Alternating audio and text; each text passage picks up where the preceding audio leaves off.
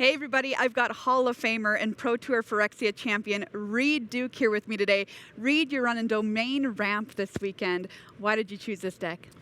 Well, the cards, which we're going to see, are just super powerful. So the temptation to be able to cast Atraxa Grand Unifier is really awesome. You know, there's a lot of folks out there who are using like different techniques to put Atraxa onto the battlefield.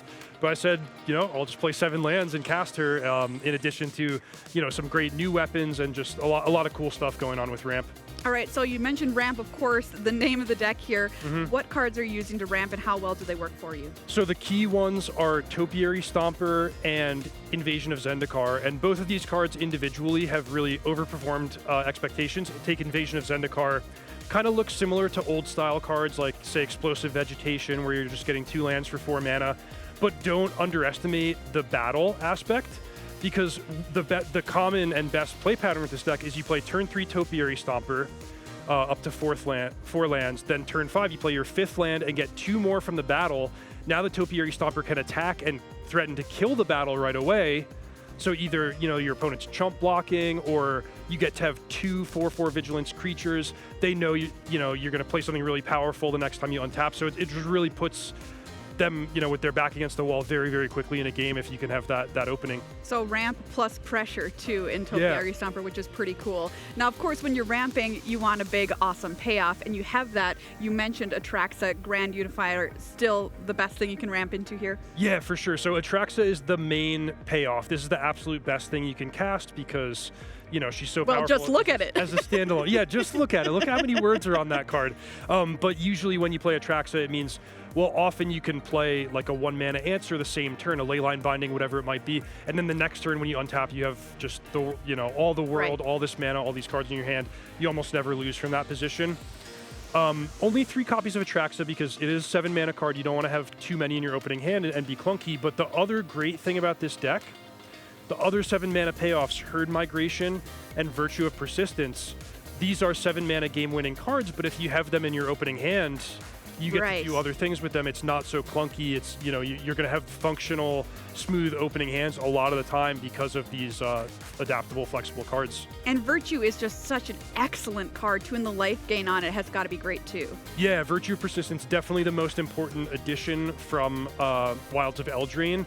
So what I found in trying to play against the ramp deck is you want to put pressure on early. You play some early creatures and capitalize when they're taking these turns off to ramp. But in practice, it's like Virtue of Persistence. I just kill your first play, gain 2 life.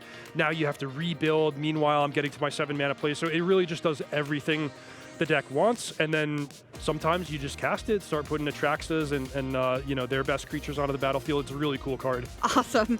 And then in case you get in trouble, you've got cards like Sunfall. Sunfall, just, you know, sort of familiar, like we've all seen these board wipe effects, but Sunfall is such a good version of it. Like, exiles everything, so there's no graveyard recursion, there's no indestructible, no worries about that stuff. And then, you know, you often just have like a 5/5 creature when the dust settles because of the Incubate X clause. So just, you know, I would say an abnormally powerful board sweeper and really perfect for this deck. And how about Archangel of Wrath? What role does she play in this deck? Well, I love having the combination of Sunfall and Archangel of Wrath, because if you think I have Sunfall, you know, hold back some creatures, then the Archangel of Wrath can, you know, demolish your board and leave me with a high life total and a lifelink blocker. But then if you go too far, you try to overwhelm the Archangel, that's when Sunfall gets you. So it's really nice to have both of these options in a world where, you know, mono red is one of the scary decks out there. Having a card that can gain you, you know, 7 life the first round that she's on the battlefield, not to mention answering potentially as many as 3 creatures. Very, very, like, great card to bridge the gap and just stabilize in the long game. And of course, we've got to talk about the card that's been on a lot of people's lips, the Beans, up the Beanstalk. So this is a fun one. Not every deck, you know, not every ramp deck plays this, or I wouldn't say it's a necessary card, but it's just nice. We have 2 copies to sort of like grease the gears, keep the cards flowing. And one thing that's really cool about Up the Beanstalk is the natural predator of the ramp decks would be like counter spells, people who are not going to let you resolve your Atraxa. But if they want to sit on counter spells and you've upped the Beanstalk, then you just play threat after threat after threat, and you're getting the 2-for-1 advantage every time they counter, till eventually they run out and something slips through. So Reid, you landed on this deck at the very last minute in testing. You switched from something else. Why did you do that? Yeah, there were a few decks that I like in this format. I'll just kind of complement the standard format that I think it's pretty balanced and a lot of things are possible. But I was looking at an aggressive white weenie deck or a mid-range Golgari deck. And honestly, the reason I settled on this is because I tried to beat it and I couldn't do it. The ramp deck is really, really potent, especially against those mid-range decks like Golgari. And in the end, I felt comfortable. It's Gabriel Nassif and Seth Manfield playing the same deck as me, and those guys are pretty smart, so I feel like I can't be doing too much of a mistake choosing this deck. Well, this deck looks sweet, Reid. Best of luck to you this weekend. Domain ramp, everybody.